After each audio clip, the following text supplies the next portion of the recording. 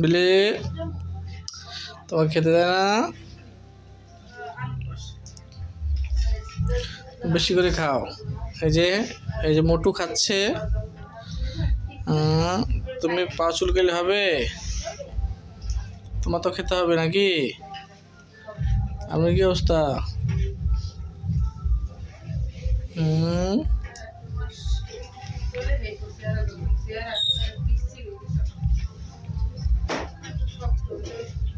খাও। তুমি খাচ্ছ না কেন? খাবার ভালো লাগে না? খাবার পছন্দ হয়নি?